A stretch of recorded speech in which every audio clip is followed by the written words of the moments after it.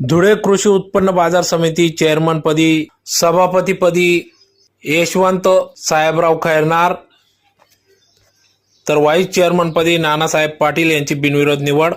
आज दिनांक 14 जून 2025 रोजी सकाळी 11 वाजता धुळे कृषी उत्पन्न बाजार समितीचे सभापती उपसभापती निवड करण्यात आली। या प्रसंगी या ठिकाणी माजी आमदार कुणालबाबा पाटील यांच्या नेतृत्वात सदर ही निवडणूक प्रक्रिया पार पडली। तर तत्कालीन सभापती बाजीराव नाना पाटील व उपसभापती योगेश पाटील यांचा कार्यकाळ संपल्याने आज सदर ही निवडणूक प्रक्रिया पार पडली। यावेळेस या निवडणुकी प्रसंगी निवडणूक अधिकारी म्हणून मनोज चौधरी, नवनीत गोसावी, अमोल इंडाईत यांनी कामकाज पाहिले। तर त्यांना कृषी उत्पन्न बाजार समितीचे सचिव देवेंद्र पाटील, सहसचिव विशाल आव्हाड यांनी कामकाज पाहिले, सहकार्य केले।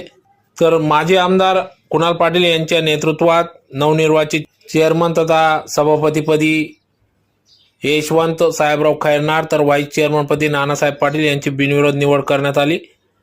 तर या प्रसंगी या ठिकाणी तत्कालीन सभापती बाजीराव पाटील, तत्कालीन उपसभापती योगेश पाटील, संचालक गुलाब कोतेकर, ऋषिकेश ठाकरे, विशाल पाटील, गंगाधर माडी, नैना पाटील, छाया पाटील, कुणाल पाटील, विश्वास शिंदे, संभाजी देवरे, सुरेश भिल, रावसाहेब पाटील, महादेव परदेशी, विजय चिंचोले आदी सर्वच सदस्य यांच्या उपस्थितीत सदर ही निवडणूक प्रक्रिया पार पडली। तर यावेळेस येत्या काळात कृषी उत्पन्न बाजार समितीमध्ये शेतकऱ्यांच्या हिताचे प्रश्न निकाली काढू, शेतकऱ्यांसाठी विविध योजना राबवू असा विश्वास या ठिकाणी नवनिर्वाचित सभापती तथा चेअरमन यशवंत साहेबराव खैरनार यांनी आपली प्रतिक्रिया व्यक्त केली।